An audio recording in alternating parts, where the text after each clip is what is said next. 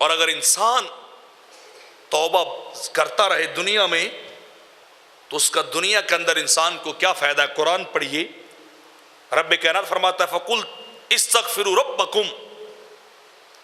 اے میرے نبی تو کہہ دے میں تمہیں بتا رہا لوگوں اسْتَغْفِرُوا رَبَّكُمْ إِنَّهُ كَانَ غَفَّارًا، تمہیں ہما وقت اپنے رب سے گناہوں کی معافی مانگتے رہنا چاہیے، اپنی خطاؤں کی معافی مانگتے رہنا چاہیے، اپنے غلط اعمال کی توبہ کرتے رہنا چاہیے۔ استغفروا ربکم، اپنے رب سے اپنے گناہوں کی معافی مانگو، انہ کان غفارا،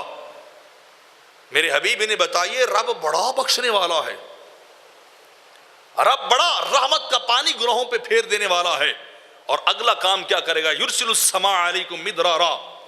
وہ بارشیں پلٹ پلٹ کے تمہارے اوپر بھیجے گا، اپنی رحمت کا نزول شروع کر دے گا تمہارے اوپر۔ اور کیا وَيُمْدِدْكُمْ بِأَمْوَالٍ وَبَنِينَ، رب کائنات تمہیں رزق بھی بے حساب دیتا جائے گا، رب کائنات تمہیں بیٹے بھی بے حساب دیتا جائے گا، تم توبہ کرتے جاؤ دنیا کا رزق تمہارے لیے رب بناتا جائے گا۔ وَيَجْعَلْ لَكُمْ جَنَّاتٍ وَيَجْعَلْ لَكُمْ أَنْهَارًا، جب تم توبہ کرو گے اللہ سے گناہوں کی معافی مانگو گے، استغفار کرنے والے ہوگے، یجعل لکم جنات، رب کائنات ایک نہیں کئی کی جنتیں تمہارے لیے بنا دے گا،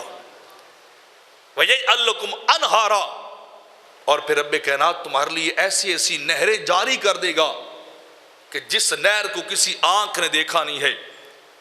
کسی کان نے ان کے متعلق سن نہیں رکھا ہے۔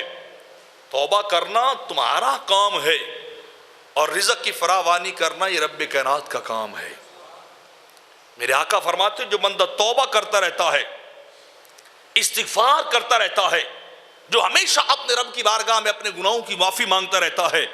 میرے آقا فرماتے رب کائنات اس سے ہر تنگی کو دور کر دیتا ہے، اس کے ہر غم اور دکھ کو دور کر دیتا ہے، اور ایسے راستوں اور طریقوں سے رزق دیتا ہے کہ بندے کو سمجھ ہی نہیں ہوتی کہ اللہ جانے یہ رزق کہاں سے آتا جا رہا ہے، یہ رزق کے انبار کہاں سے لگتے جا رہے ہیں۔